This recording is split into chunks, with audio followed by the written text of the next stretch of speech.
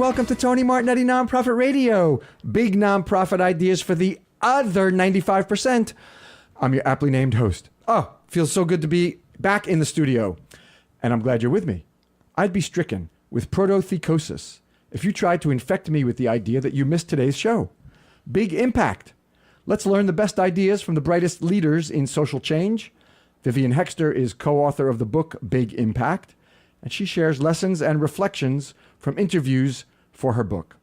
On Tony's Take 2, my number one 18 NTC takeaway. We're sponsored by Pursuant, full-service fundraising, data-driven and technology-enabled. Tony.ma/Pursuant Radio. By Wegner CPAs, guiding you beyond the numbers, WegnerCPAs.com. And by Telos, turning credit card processing into your passive revenue stream. Tony.ma/Tony Telos. Oh, it feels so good to be back in the studio and to have a guest in the studio. She's Vivien Hoexter. She's sitting here live. It's unbelievable. She's right here. Vivien Hoexter. She's co-author with Linda Hartley of the book Big Impact, Insights and Strategies from America's Nonprofit Leaders. She's a principal, also with Linda Hartley, of H2 Growth Strategies. I'm going to ask her if she does anything without Linda Hartley. I don't know if they're married or they're married to each other's brothers or something. I don't know. I also got to talk to you about this company name.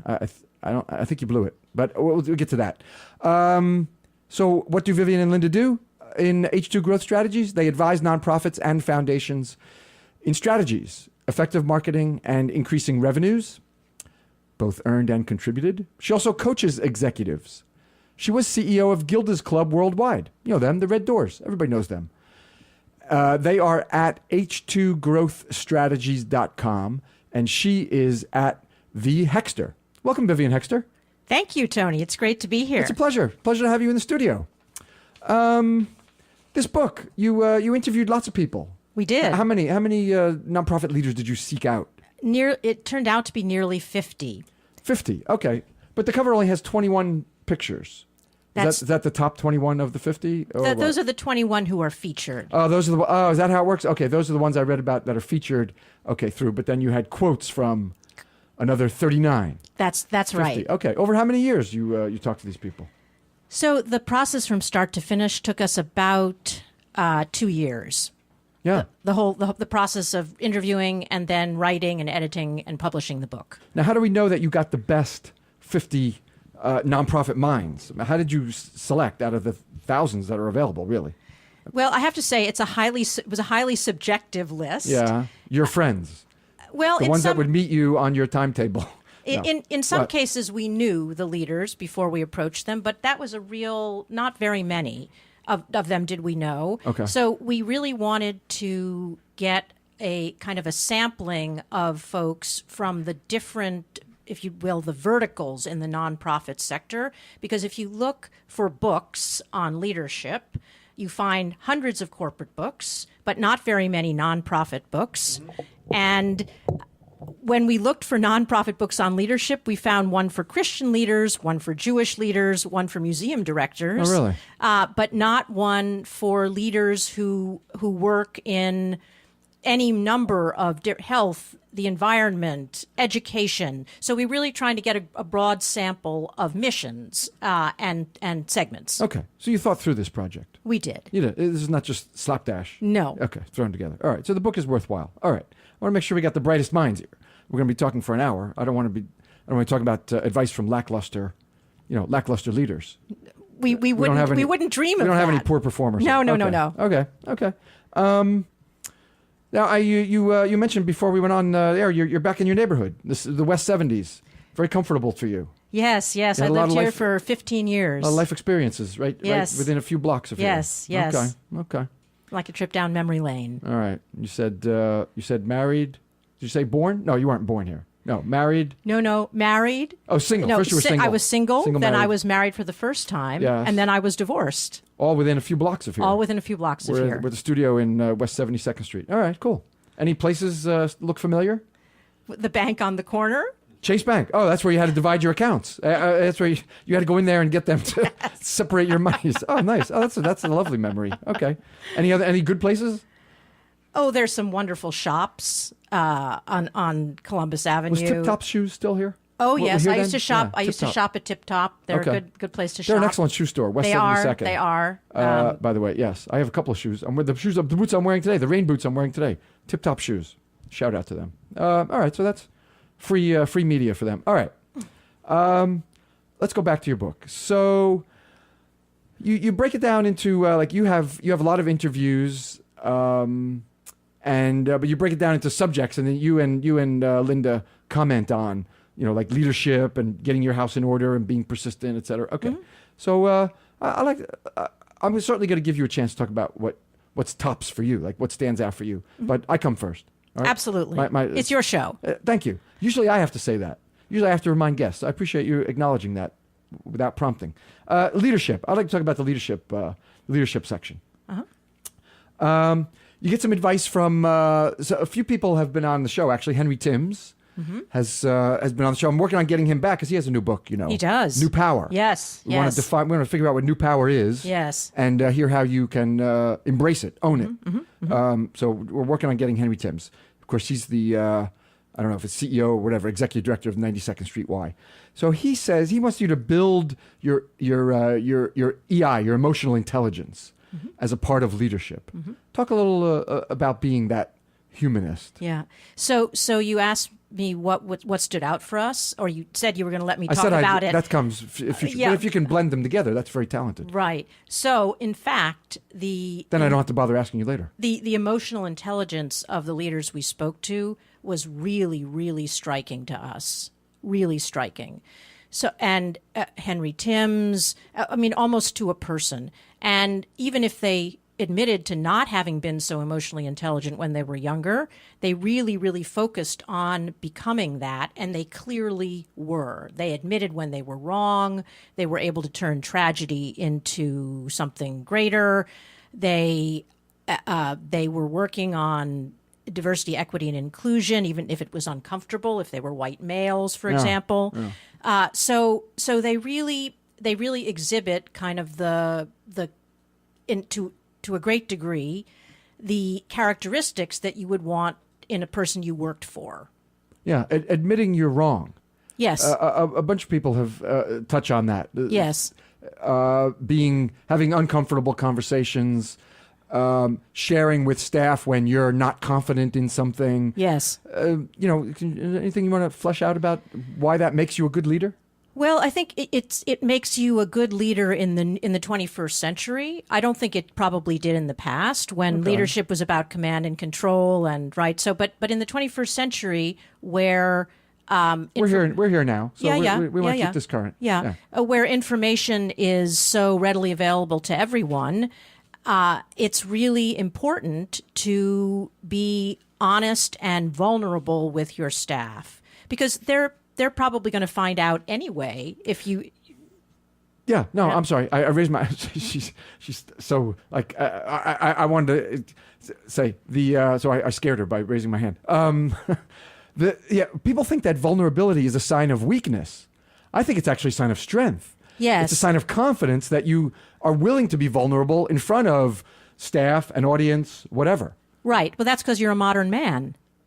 Thank you. All right. Well, on that, we got to go for a break. You believe that? All right. Hold that thought. We're going to come back to that immediate thought. We got to take a break. You're tuned to Nonprofit Radio. Tony Martignetti also hosts a podcast for the Chronicle of Philanthropy. Fundraising Fundamentals is a quick, 10-minute burst of fundraising insights.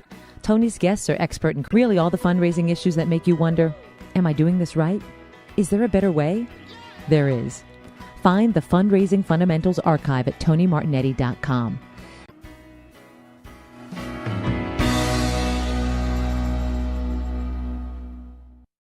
Now, let's go back to Vivien Hoexter. All right, so what was the last thing you said? It was a very poignant sentence you said. Well, I said that's because you're a modern man. That was it. Yes, that's right. Thank you for refreshing my recollection. Yes, okay. We'll come back to that point a few times. But I think vulnerability is a very good sign of confidence and strong leadership. I mean, in front of an audience or your staff or whatever. Mm-hmm. It's a sign of strength and confidence, I think. Yeah. Right. And I think so too. And so do the leaders in the book. I would say not everybody believes that, right? And in our analysis, this is one of the things that really is a sign of emotional intelligence and of being a great leader for the modern nonprofit, and I would argue corporate era. Okay, excellent. And self-awareness too. I guess that's wrapped up really in everything you're saying, right? You think? Yes, I do. Yeah. I do. Okay. Let's see what else. It's exploring. There's some thoughts about exploring life and work. You make some points about be an explorer. There's some advice in the book about not following the path that others follow right out of college. Follow your own path. But you and Linda also have some little commentary on being an explorer in life and work. Mm-hmm, mm-hmm. Yes. So I think a number of our leaders said you should really make sure that when you're in your 20s, you get out of the environment in which you grew up and go somewhere else. So if you are not able to go overseas, go to another state. If you live in the north, go to the south. If you live in the south, go to the north. Because the experience of living with and working in another culture really is a huge benefit to developing that self-awareness, the cultural awareness that is so important to being a leader in the global economy. How does this help you? I'm not opposed to the idea, although I'd rather see more people from the south coming north than me from the north going south. But no, how would this help me expand my leadership capacity? So when one of the traits of leadership is to be able to put yourself in the other's shoes, at least I think so. Okay. Yes. And if you Empathy. take yourself out of the environment that you're most comfortable in, that you grew up in, and put yourself elsewhere physically, right? You're going to be with people, even in the U.S., if you move from the south to the north, who are different from you, who think differently, dress differently, have different pastimes. And certainly if you go abroad, you're going to be in a completely other culture. So I worked for 8 years for AFS intercultural programs. Oh, the American Field Service. Yeah, Yes, I remember them yes, from high school. Yes. Yeah. So I have a real bias on this one, I'll admit. Okay. That I think that the people who are best able to deal with others and persuade them, inspire them, lead change with them, are those who have really gotten out of their comfort zones when they were early in their careers and gone elsewhere to live and work. So they know how that feels to be uncomfortable. Yes. So that encouraging others to do it in your work. Yes. Let's test something that we haven't done. Let's try something different. We're going to explore a program that we haven't done, etc. You know what that vulnerability, you know what that feels like. Yes, because you've lived it. Correct. You live that incredible discomfort of being a stranger in a foreign land. Someone else who's been a guest on the show that you profile and interview is Aria Finger. We love Aria. Yes, I do too. CEO of DoSomething.org. She took over from Nancy Lublin, and then now also, of course, they've spun off TMI, and is she the COO of TMI? No, she's only Do Something. No, she's the CEO of TMI also. She's the CEO and chief old person. Chief old person. Okay. Of both, yeah. So she admonishes, maybe too strong. I don't know. She encourages mentorship, finding a mentor. Yes. Finding a mentor when you're getting started, and being a mentor when you're in the CEO ranks or as you're working your way up. What's the value to the leader? Because we're looking at it from the leadership perspective. What's the value to mentoring? The value is, number one, you're reminded where you came from. And if you're supervising younger employees, which you almost certainly are, that it helps you to be helping someone who's trying to get a job somewhere. It helps you to remember what it was like. Yeah, more empathy. And it also, honestly, to be a mentor feels good. It's a way of passing the torch, not passing the torch exactly. It's a way of paying it forward, if you will, and really making sure that the next generation of leaders has the benefit of your wisdom while you're still alive. Yeah. All right. How about for people who are younger? What's the value of having a mentor? So it really,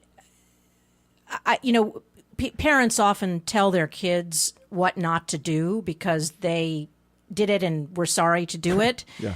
So you have to be a little careful, I think, because you want to help young people avoid some of the mistakes that you made when you were early in your career, recognizing that they're going to have to make some themselves. You can't prevent them from making some. But if you can point the way and if you can help them build their networks, which we all know, I mean, networks are just critical for jobs. Yeah. So if you want to continue in your career, you need to have a robust professional network. Yes, and a strong and powerful mentor who has lots of relationships from having been in the field for a long time. And if that person is generous and willing to share some of those relationships with you and introduce you to people, that's one of the greatest values in mentorship. Should you pursue a mentor? So now I'm looking at it from the person younger in their nonprofit career, who's in your organization. Or no, you should really go outside. It's kind of hard to open up to somebody because they'd be senior to you, right? That seems a little counterproductive. Yeah, I think you really have to, if you want an authentic mentor relationship, you have to look outside your organization. Okay. Yeah. Okay.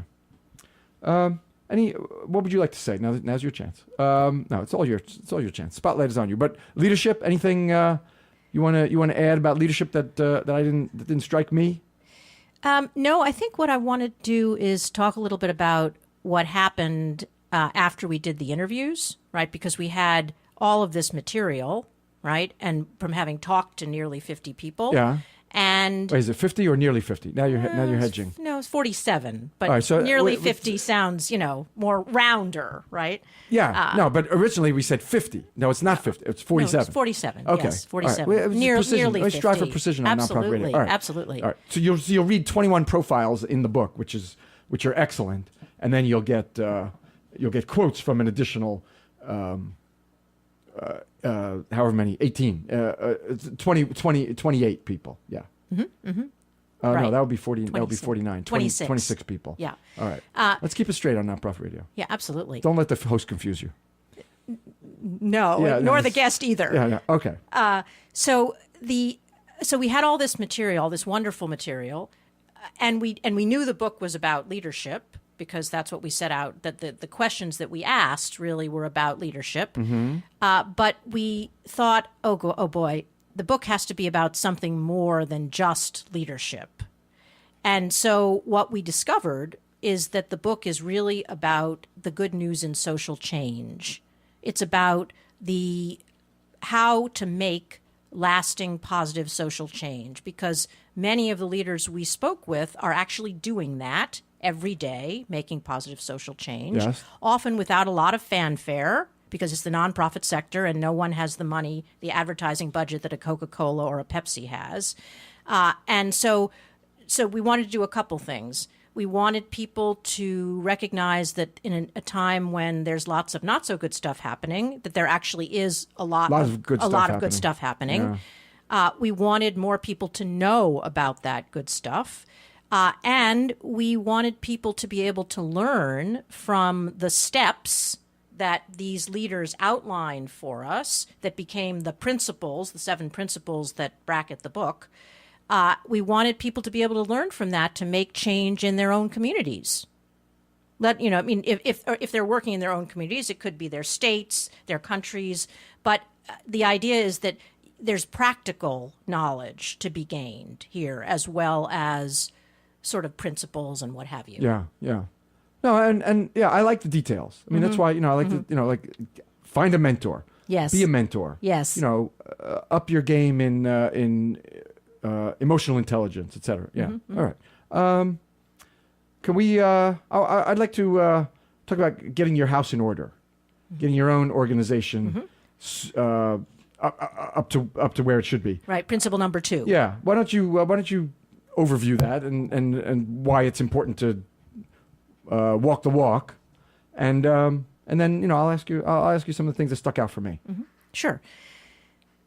So what our leaders told us, and we really pretty much knew this already, so it was great to have all these leaders saying it, is that if your organization is really functional and a good place to work in all the dimensions of what that means, then it's going to be much easier for your organization to be innovative and to have employees who stay in the organization rather than move on so quickly.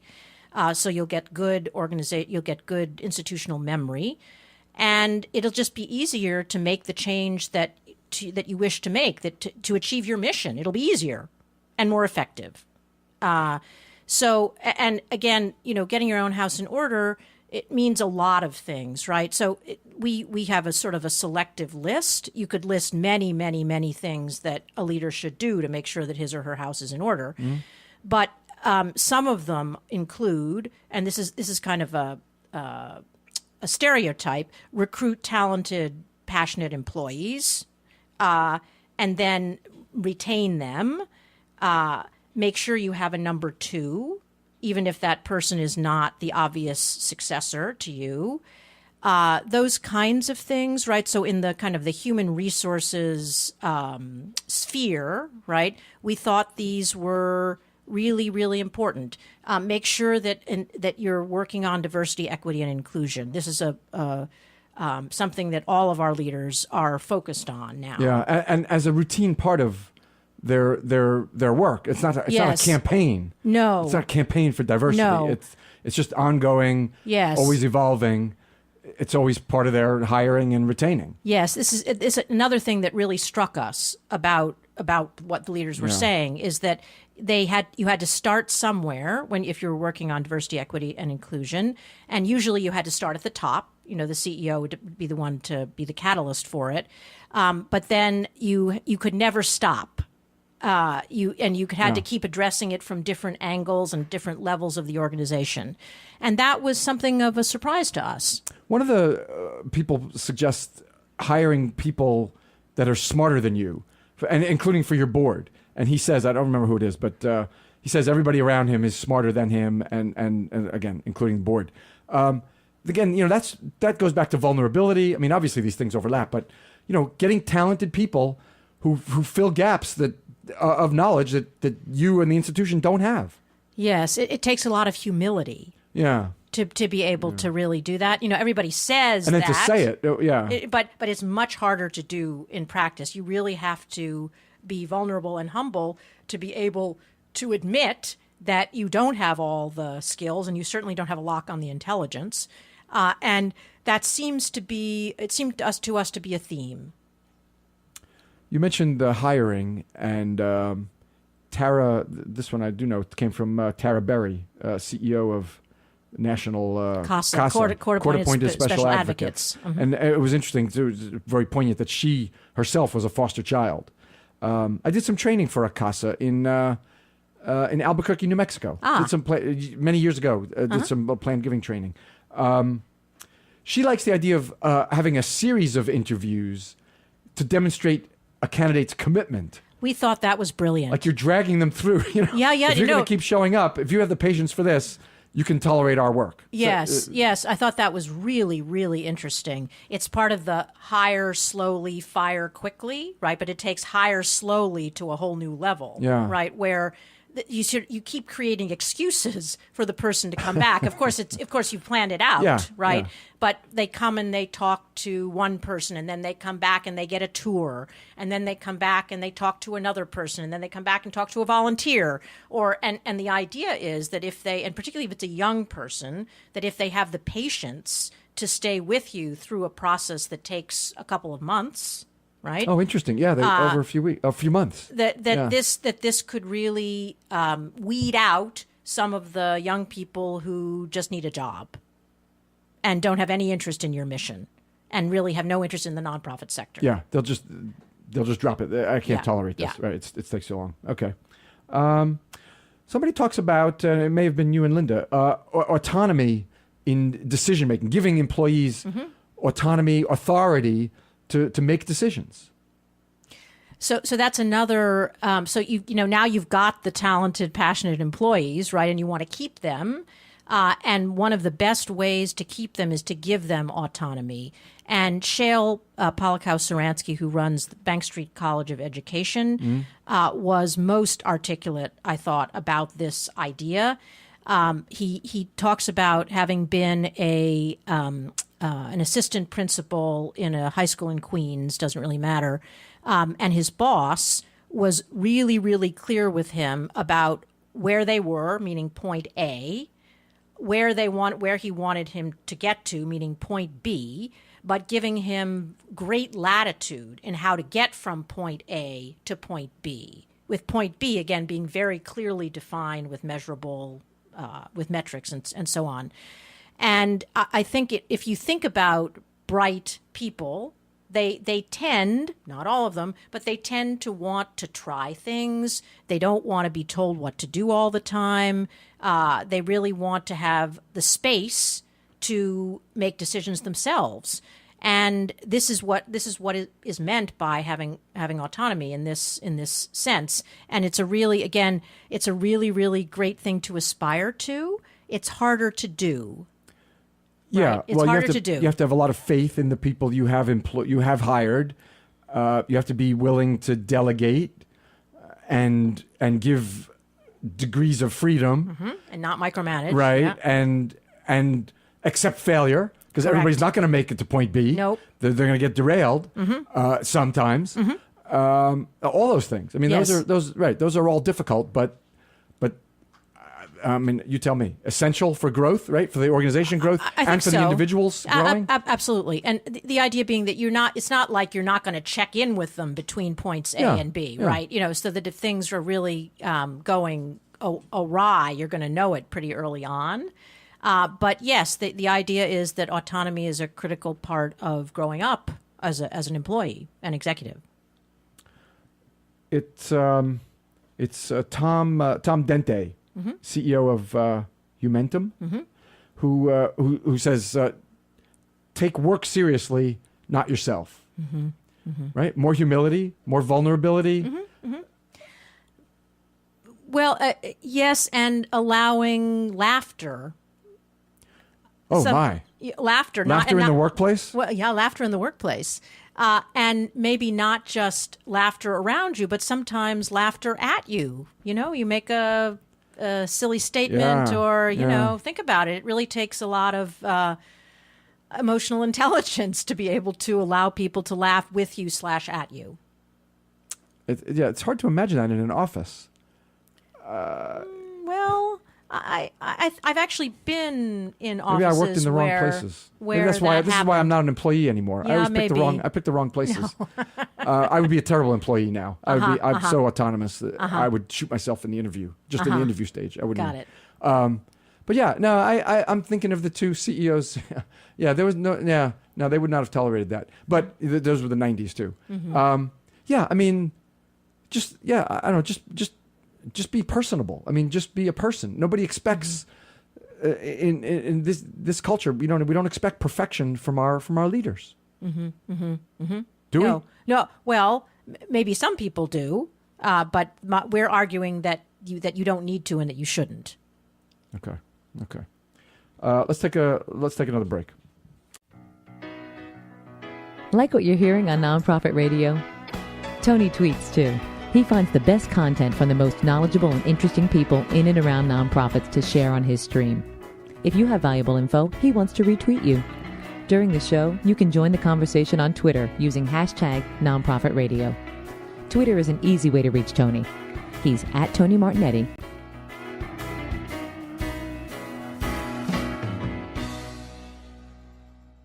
Now, time for Tony's Take 2, but we're going to do this. We're going to work this awkward drop in right now. I'm Asif Talukdar, founder of GoodLink. At goodlink.com, nonprofits connect with businesses that advance their missions. When I want the best connections, I listen to Nonprofit Radio. Thank you, Asif. And I want to give a shout out to GoodLink. It's with a C, goodlink.com. It's a new marketplace where nonprofits meet vendors. No cost to you as the nonprofit. It's like a bridge to the products and services you need. It's new, and I'm trying to help them get started. So see what you think about that. Goodlink.com. Check them out. And my Tony's Take 2 is my number one takeaway from Nonprofit Technology Conference, which was 2 weeks ago in New Orleans. Of course, if I tell you what the number one takeaway is, then you're not going to watch the video, which, as all videos are, is at TonyMartignetti.com, at least all the worthwhile ones at TonyMartignetti.com. We captured 30 interviews over the 2.5 days, 60 guests, and there's one top thing that hit me.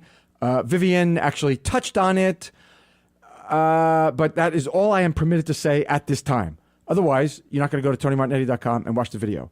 For my number one takeaway from these 30 interviews that I did, it involves the CEO, and that's as far as I'm willing to go. All right?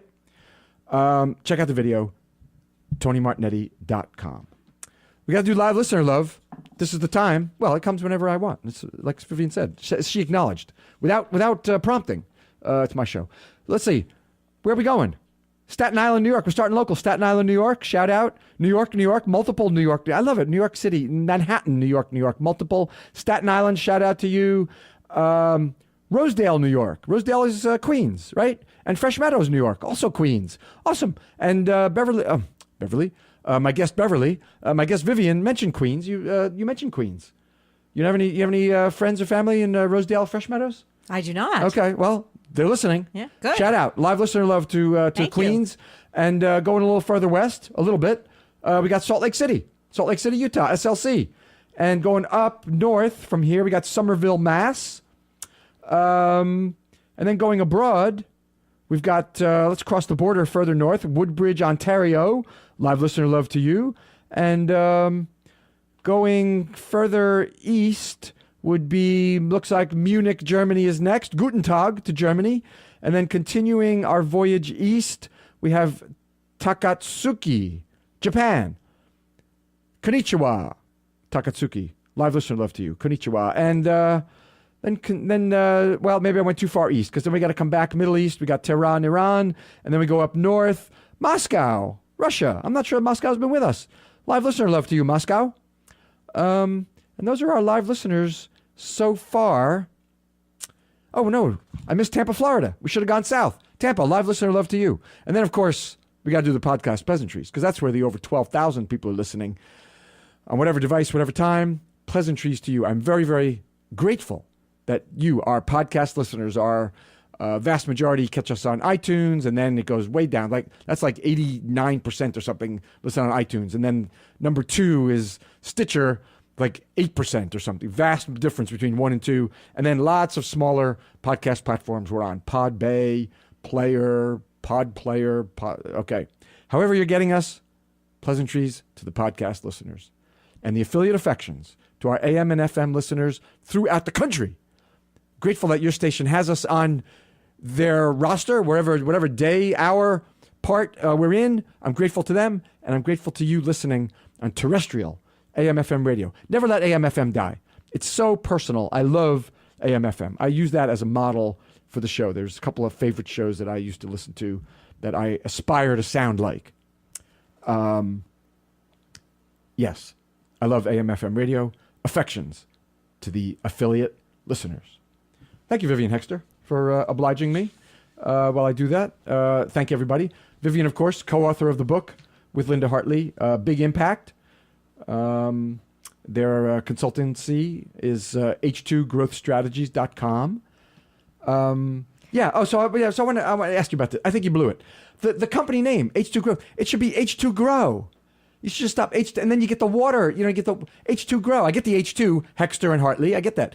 H2 Grow, you should be H2 Grow. And then we feed your roots, we water your leaves. I don't know, you could, H2 Grow. Oh, wow. Well, we'll have to look and see Grow. if it's taken. It should be H2 Grow. Yeah, you'd be surprised by how difficult it is, or maybe you wouldn't be, to get a URL that's not taken. Yeah, TonyMartignetti.com is not very popular. No. I got to compete with the Martignetti liquor dynasty up in the Boston, Massachusetts area. You said you told me earlier you vacation on Cape Cod. Cape Cod. Did you know the Martignetti liquor dynasty, Martignetti liquor stores? Maybe. All right, they're up there. You reckon they're supermarkets of liquor. Uh-huh. Maybe our listeners, our live listeners in Somerville, Mass, may know them. I'm sure. But these are supermarkets, not just little corner stores. And but I got TonyMartignetti.com. I don't know if maybe they don't have any Tonys. I don't know. I couldn't get Martignetti.com. They have that wrapped up. Liquor barons. Okay. What else was I going to... Oh, Gilders Club. Yeah, the Red Doors. Yes. Yeah, you were CEO of Gilders Club for many years. I was. And it's a wonderful organization. It's now part of the wellness community. It merged with the wellness community after I left. At the time, we had maybe 30... You didn't drive it into the ground, did it? And then that's why they merged? No, you didn't do that. No, okay. I didn't do that. Okay. That's possible. There were you made the inference available. I wanted to feed it. Yeah, okay, go for it. Okay. So there were about 30 Gilders Clubs throughout North America, and I had to visit every one. And I inherited an organization where the founder and principal funder was beginning to not want to be the sole supporter of the organization any longer. Yeah, okay. And so we had to build the board and have a board that would really contribute and fundraise a significant amount. And we doubled the revenue in the time I was there. We developed. Awesome. It's a wonderful organization. It provides emotional and social support for people with cancer, their families and friends. Yes. Oh, families and friends too. Families and friends. Yes. I thought it was just for the cancer patient survivor. No, nope. Not true. Okay.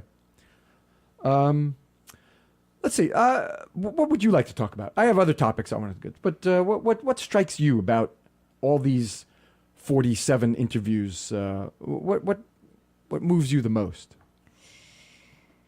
It was inspiring to talk to these leaders. Inspiration. That's one of the things I want to talk about. All right. It's really, really inspiring. Yeah. I mean, to be able, we asked some fairly intimate questions, like what's the worst and best thing that's ever happened to you in your life, and what did you learn happiness, from them? We're gonna get to what's your definition of happiness? Yes. Did you do all these interviews face to face?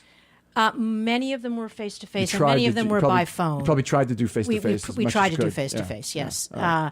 But even on the phone, right? These and in most instances, in some instances, the leaders had asked to see the questions beforehand, but in some instances they had not seen them, so they were really kind of.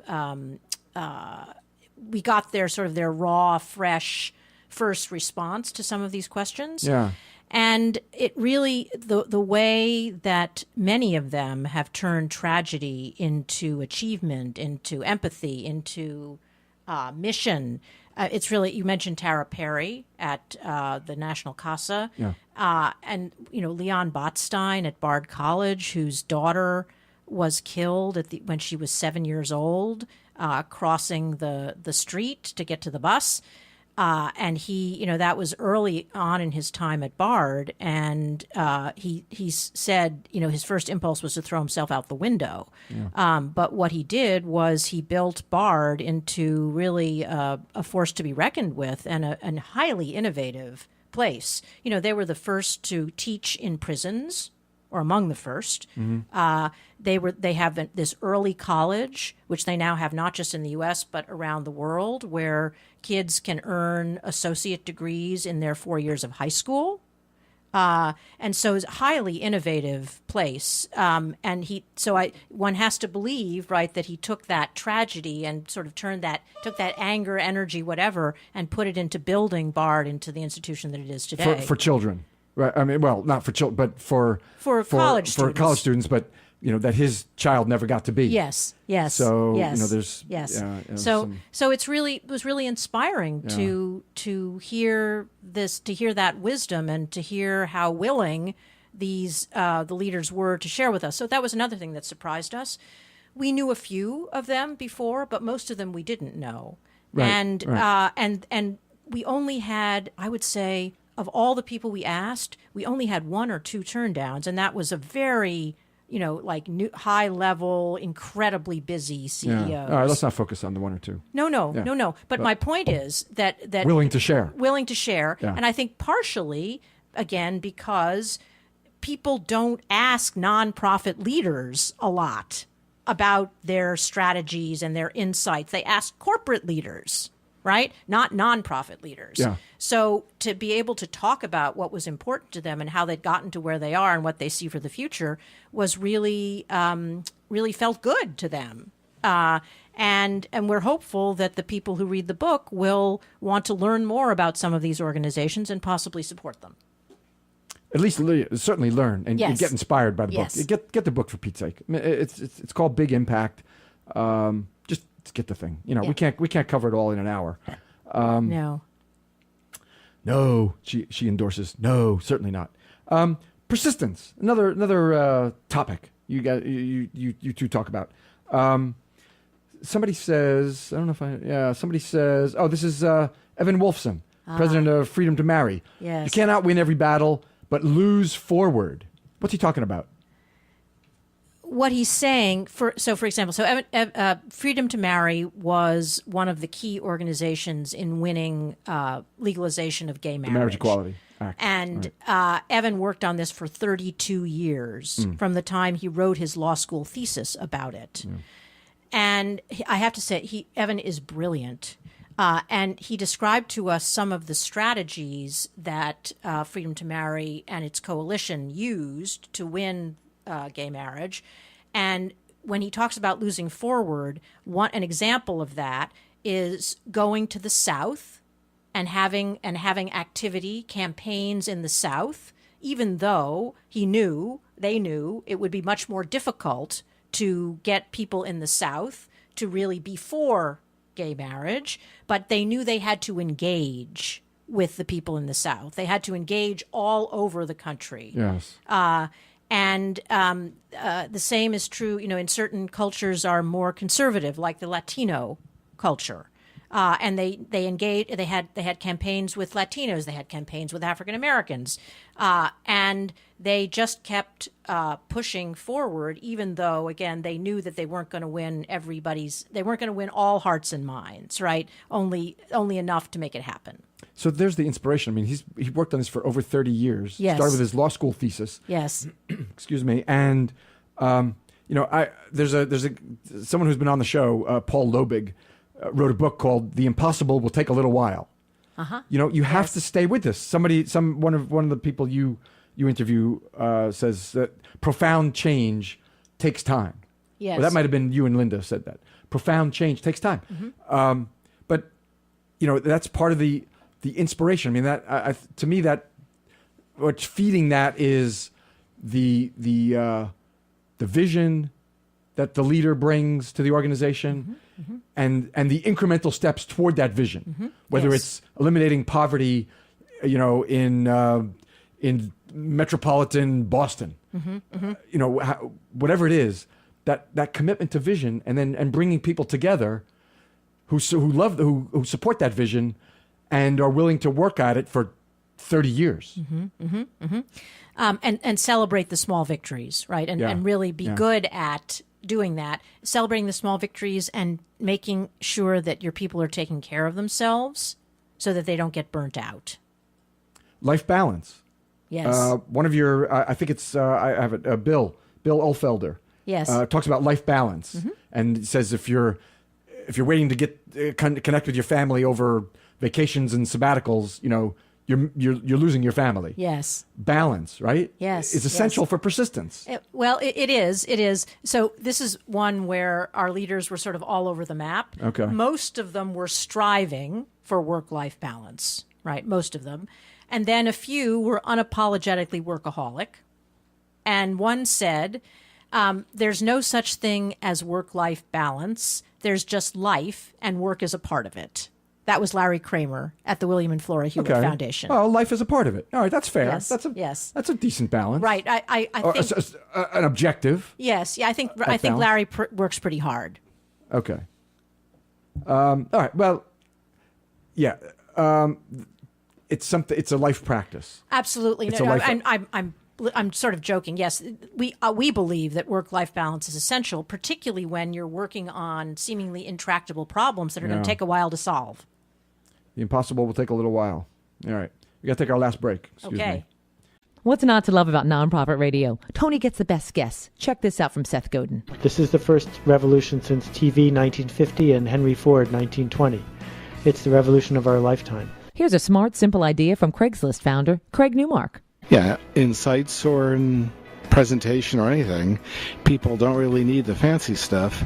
They need something which is simple and fast. The smartest experts and leading thinkers are on Tony Martignetti Nonprofit Radio.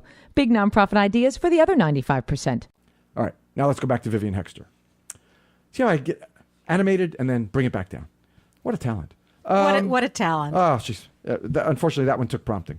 Okay, so yes, we're striving for balance. It's a life's practice. Don't give it up. I mean, don't just surrender and say, my family's got to wait. No. My loved ones have to wait. My friends, even friends, go to a college reunion now and then, high school reunion now and then. Connect. Yes. Okay. Anything more you want to say than yes?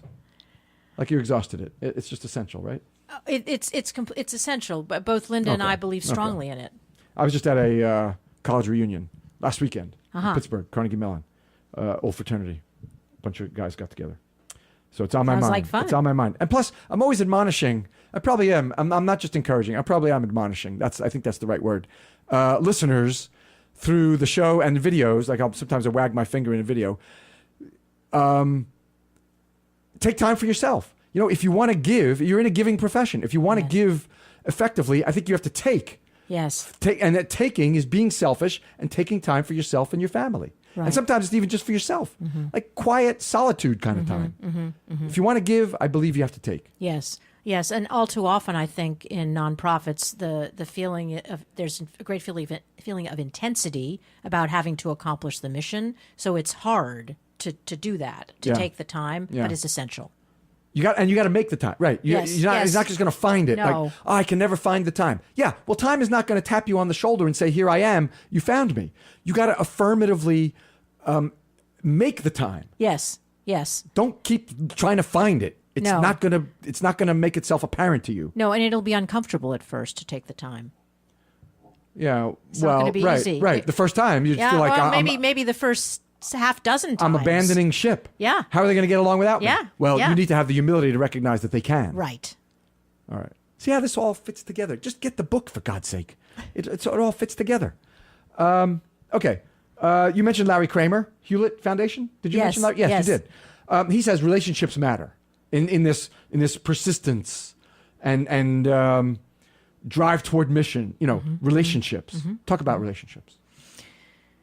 So what Larry is saying actually is that for him, life is all about relationships. It's more than just the mission, right? It is the mission, but to him, that's what it's about. And I think it's particularly important in the nonprofit world because so many of the missions of the organizations that we work in have social missions, right? They're about either caring for people or teaching people to care for themselves, and so it's really, really important to be able to relate well to people, because there's also the fact that in the nonprofit sector you can't pay people top dollar, and so there have to be other benefits to working inside a nonprofit, and one of those is having caring relationships with the people you work with. And also organizational relationships. Yes. Partnering type. Let's flesh out that level. Because these days, right, so number one, funders like partnerships increasingly. And, we have lots and lots of nonprofits in this country, over 1 million of them. Yes. And maybe a few too many. And a lot of the missions of those organizations are complementary. And so I think it's really incumbent on organizations to make strategic partnerships a priority. It's critical, not only because funding is limited and because funders like partnerships, but because you get more done. Yeah. For less money. Yeah, there's a synergy. Yes. And we've had guests on talking about how to find the right partners, how to get your board buy-in, the board process of formal partnerships and things. Yes. All right. So explore those. Think about those. So I'm going to turn back to you. Let's talk about something that interests you in the book that we haven't talked about yet. Great. Wait, you don't consult your book. No. She's. I always feel bad for the guests who bring notes. But Vivien doesn't have notes, but she's been clutching her book. But they never get a chance to read the notes. They bring them. They feel security. I tell them they won't have time. They hold the notes anyway, and then they never get a chance to look at them because we're having a conversation. So Right. what'd you find? You perused your table of contents. Yes, what do you want? I did. What? So I want to go back to Evan Wolfson because I really think that if you read the interview with Evan Wolfson Freedom in to the marry. book, Freedom to marry. Yes. that interview is kind of a lesson in how to make social change. Evan is the only one of the 47 leaders who has accomplished his mission completely and disbanded his organization. That's telling. That never happens. That's what he's done. Usually organizations expand to find a new mission. So Evan now is a high-level advisor to other countries around the world where people are trying to get gay marriage legalized. And he also consults to some, I think now he's consulting to immigration organizations in this country to try to help them. But he no longer has an organization himself. And I think his the understanding how Freedom to Marry and its coalitions achieved the mission it's really instructive. It's really it's like a primer in how to make positive social change because he did all of it. He got really clear about the goal. That's one of the principles, and learned how to articulate it persuasively, and specifically at a certain point learned that if you made it about the legal aspect of gay marriage in the public eye, it was not going to be as effective as if you talked about giving people, having people be able to love who they wanted to love. At a certain point in the campaign, they really switched the way they talked about gay marriage. Yeah. And that was really critical to it becoming possible. And then another principle is so you have to campaign on many fronts. Yes, and you talk have to about that, have to yeah. build broad-based coalitions. Yeah, talk about the many fronts. That's a section of the book. Yeah. So the idea is that and really this is sort of the partnership idea is part of this, that you can't do it alone, and that if you're not striving to influence the private sector and government, which are the two dominant sectors in our economy, then you're really not going to make lasting social change. And so you have to work with those sectors. You have to learn how to talk to those sectors. And you have to be working on lots of different levels all at once, because otherwise it's not going to happen. And that includes working with faith-based organizations, which some organizations know how to do and others don't. But again, Leon Botstein at Bard makes a really, really interesting point about this. He says that somehow a lot of us, particularly on the coasts, I guess, have sort of decided that faith-based organizations are not important anymore, that, because of the increasing secularization of our society, that we don't need to worry about them. But the truth is that they're particularly in the middle of the country. I was going to say, that may be true in some parts of the country, they're but very powerful. Not in vast parts of the right, country. Right, very, very powerful. Yeah. And if you really want to make social change in your community, you're going to have to work with those organizations because they're often the ones that are already working on it, right? They have the soup kitchen. Uh-oh.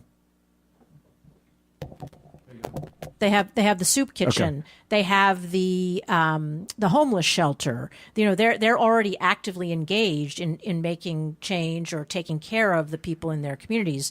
And so you really have to reach out to them. And they're in the communities. They know the communities. They know the local leaders, whether they're the official leaders or the unofficial leaders. Mm-hmm. I mean, if you want to work if you want to make real change and work in the grassroots, you need to know who the unofficial leaders are too. Correct. In the community. Yes. And your faith-based the organizations know that stuff. Yes. They're there. They've been there for decades and generations. Yes. Okay. So you here's sort of where we just have a couple minutes left together. Mm-hmm. What struck you about some of the answers you got to the question you asked everybody? How do you define happiness? So, that's a highly personal question, right? Sure. I mean, in the sense that it's different for everyone. Yes. And some of our leaders, because their lives are so frenetic, all they want is peace and quiet. To them, that's happiness. Okay. That's a great goal. Yeah, yeah. And then for some, it's being with their families and, spending time with the people they love. And, interestingly, not a lot of them said, happiness is sitting at my desk for 12 hours a day. Or a lot of money. Or a lot of, not this group. Yeah. Not this Yep. group. No, and again, that's part of the emotional intelligence, right, is understanding what really makes life worth living. Yes. Which is relationships and meaningful work and all of those things. Okay. Let's see. What do you love about the work you're doing? Well, I've always been mission driven, Tony. I got an MBA and I tried to work in the corporate world, but I wasn't happy. And so you were Lord and Taylor. I was at Lord A buyer. and Taylor, and You were then a buyer at Lord and Taylor? And then I was at Best Foods as a product manager. Didn't work. Didn't suit you. No. And so what really makes me happy is helping to make positive change in the world. I mean, and helping the underdog. I've always wanted to help the underdog. You got to leave it there. All right. Great. Thank Excellent. you. She's Vivien Hoexter. Get the book, for God's sake. It's called Big Impact, Insights and Strategies Stories. from America's Big Impact. Insights and Stories. Who wrote strategies? I need an intern to blame for this. Insights and Stories from America's Nonprofit Leaders. If I had an intern, they'd be fired. If anyone want to recommend anybody, let me know. Next week, the first release of the NTC, the Nonprofit Technology Conference interviews. 30 of them coming. And next week is May already. If you missed any part of today's show, I beseech you, find it on TonyMartignetti.com. We're supported by Pursuant, online tools for small and mid-sized nonprofits, data-driven and technology-enabled. Tony.ma/Pursuant Radio. Wegner CPAs, guiding you beyond the numbers, WegnerCPAs.com. And Telos, credit card and payment processing, your passive long-term revenue stream. Tony.ma/Tony Telos. Our creative producer is Claire Meyerhoff. Sam Leibowitz is the line producer. The show's social media is by Susan Chavez. Our music is by Scott Stein of Brooklyn. Be with me next week for Nonprofit Radio. Big nonprofit ideas for the other 95%. Go out and be great.